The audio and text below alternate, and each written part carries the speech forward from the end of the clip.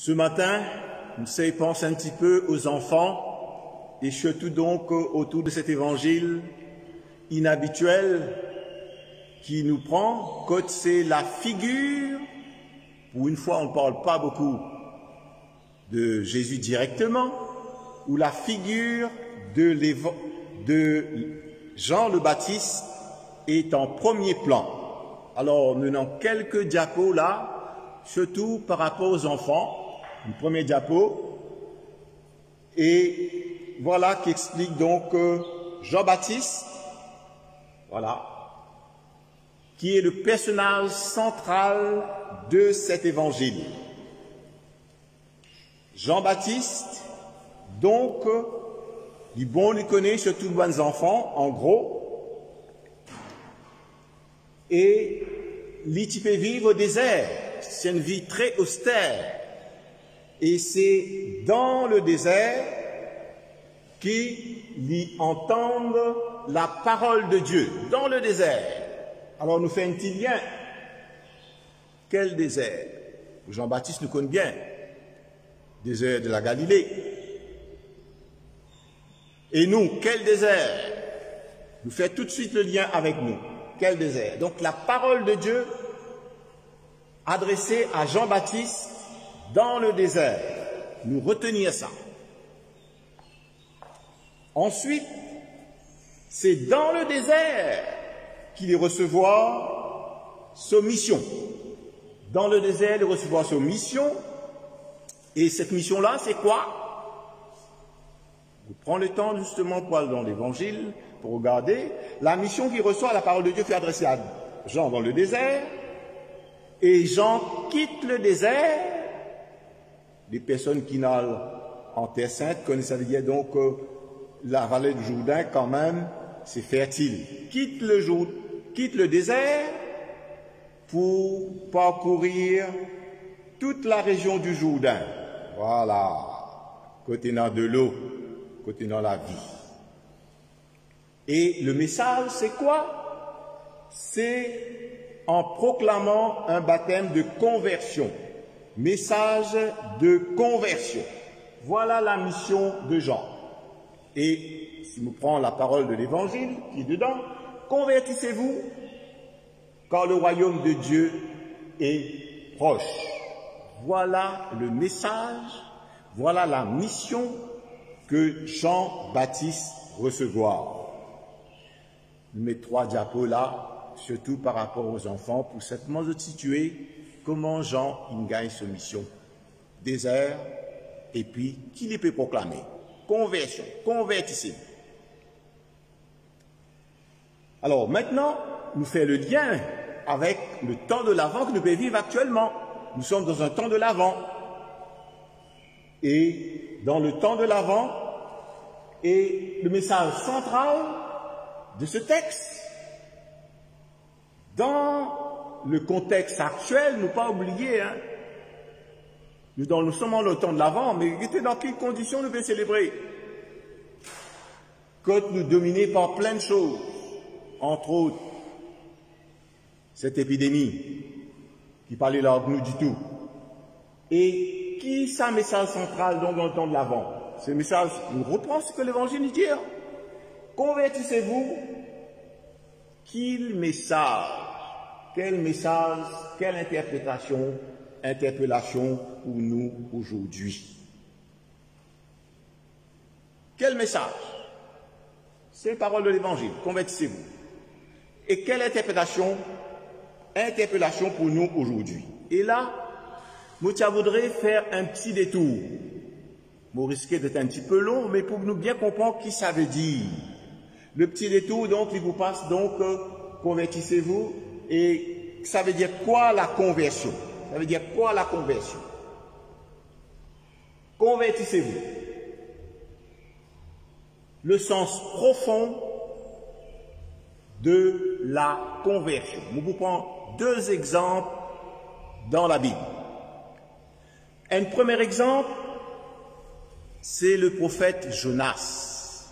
Je le connais bien de temps en temps, à chaque fois qu'il, surtout pendant le temps de Carême, nous prenons ce texte de Jonas qui d'abord une fouille sa mission, et puis après a révélé tellement de choses en pleine mer, il besoin obligé de retourner à terre pour pas échapper, pour répondre à sa mission. Et sa mission, c'était envoyer vers la ville de Ninive, une grande ville païenne. Nous reteniez ça, une ville païenne, pour annoncer, il y avait convertissez-vous. Si vous ne voulez pas changer, vous n'avez pas de problème. Je rentre un petit peu dans le détail, si je même je gagne l'occasion de regarder ce texte-là. Le texte dit nous de manière assez, pas comique, mais dire assez ahurissant. Quand les rois tentent ça, ils sautent, tirent sur un habit d'apparat, ils commencent à faire le jeûne, ils mettent sous la sac de sang, et ils font une proclamation. Il y a dans tout le royaume, tout le monde, petit, grand, vous retenez, les petits et les grands, je pour jeûner, je pour faire pénitence, chacun pour détourner de sa conduite mauvaise. Pas seulement les humains, c'est ce qui m'a souligné, c'est-à-dire il y a aussi donc même les animaux. C'est dit dans le texte, vous êtes, même les animaux, ils tendent cet ordre du roi de Ninive. Résultat, comme un seul homme, toute la ville de Ninive convertie. Et c'est ça qui touche le cœur de Dieu, et Dieu renonce à détruire la ville de Ninive. Voilà un premier exemple. Un changement profond de comportement, pas seulement des humains, c'est dit aussi des animaux. Pas seulement les hommes, les grands, mais aussi les petits. Depuis les nourrissons, et voire même des nourrissons. On nous rend compte. Et comme un seul homme, un changement profond. Voilà un premier exemple. Moi, Dieu, tu gagnes l'occasion de regarder ce texte-là. Et qui fait mot comme ça qu'on entend d'avant, tout à l'heure, Bourino. Le deuxième exemple, c'est dans le Nouveau Testament. Il s'agit de Paul. Saul, de son nom, vrai nom, et qui allait avec le but pour persécuter les chrétiens, les arracher de force et mettre en prison.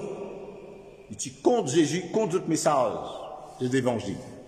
Et voilà que sur son chemin arrive les foudroyer, et c'est un changement profond de lui-même.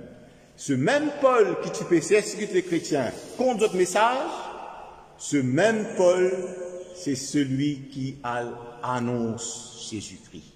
Donc, un changement complet de direction. Un retournement complet. Un virage, si je peux pas dire, à 180 degrés. Si tu peux par ici, c'est en sens opposé qu'ils en est. Moi, je prends ces deux exemples-là pour bien dire, quitte à être un petit peu long, ça veut dire quoi? Le sens profond de la conversion. Un retournement complet. Et c'est ça, ce message de conversion qui Jean-Baptiste chargé d'annoncer. Et nous pouvons faire un lien maintenant, un lien avec notre contexte actuel. Alors, la parole de Dieu donc, vient rejoindre nous dans nos réalités actuelles qui nous peut vivre. La parole de Dieu, c'est la même parole, hein, convertissez-vous. On ne peut pas l'inventer autre chose. C'est dans le texte qui fait ce texte-là, vient là, aujourd'hui, deuxième dimanche de l'Avent. Moi, la parole de Dieu, hein. Et la parole de Dieu s'adresse à nous aujourd'hui. Et vient rejoindre nous aujourd'hui dans nos réalités actuelles. Alors, cette réalité actuelle-là, donc, c'est toujours le message de conversion, de changement profond pour tout le monde. Beau bien dire pour tout le monde. Les événements actuels d'ailleurs, c'est comme une interpellation pour nous tous. Nous tous. Pas oublier de faire un petit lien avec ce que les Ninivites n'arrivaient. C'était une ville païenne. Tu crois en Dieu? Ils ont changé. Et puis, pas seulement les grands, mais aussi les petits, et même les nourrissons. Pas seulement les humains, mais aussi les animaux. Changement profond. C'est-à-dire que ça concerne tous, nous tous. Et là, nous allons un petit peu. Ça veut dire quoi? Ça veut dire quoi? Changement profond dans le contexte actuel. On ne peut pas connaître pas un temps par le Premier ministre.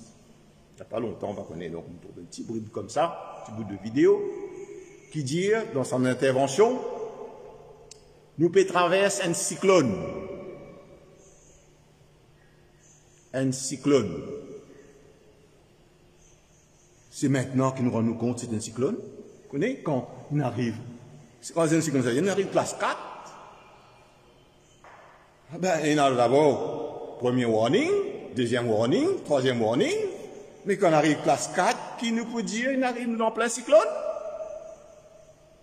Et tout ce temps-là, est-ce qu'il n'y a pas besoin d'un changement, une conversion profonde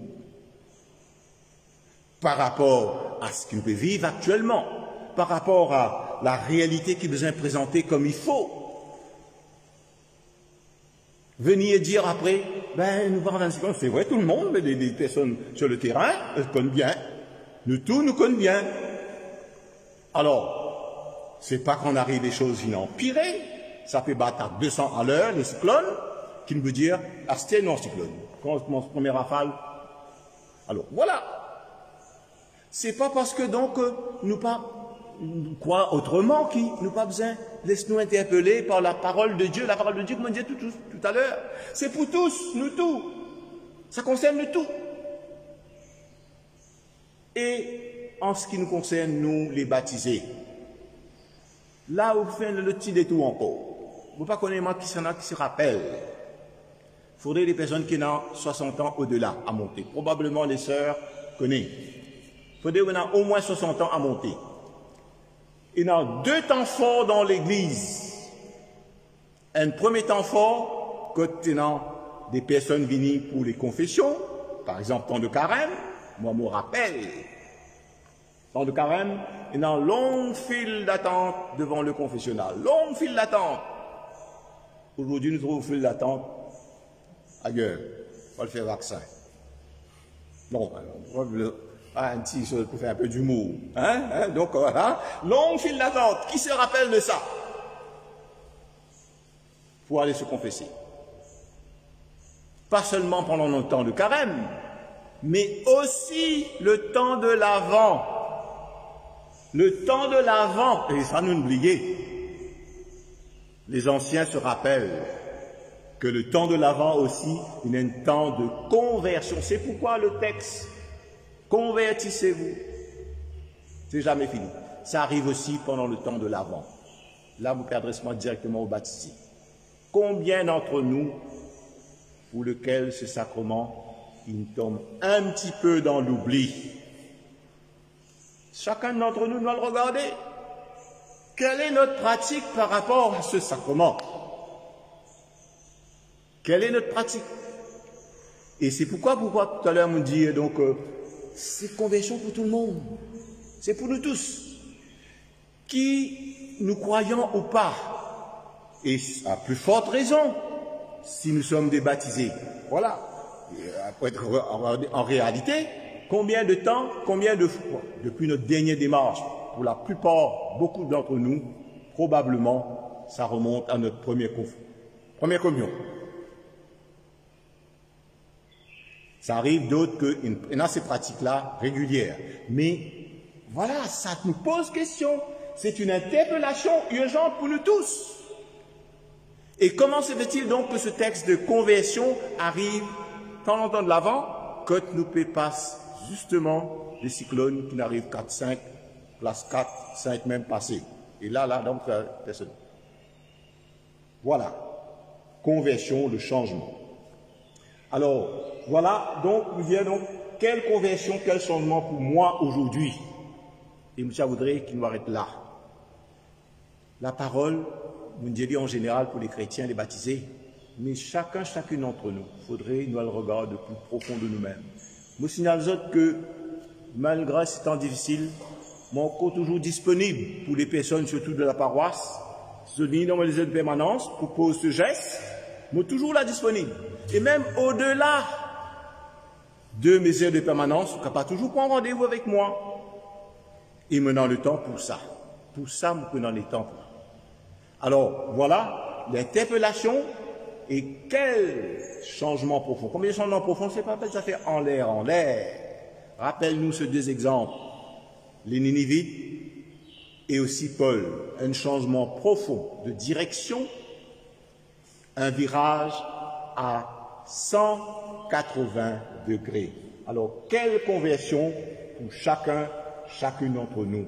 Quel changement pour moi aujourd'hui, qui peut pas moi, en ce temps de l'Avent, qui promène nous à Noël, pour nous capables d'accueillir comme il faut la parole de Dieu dans sa vérité.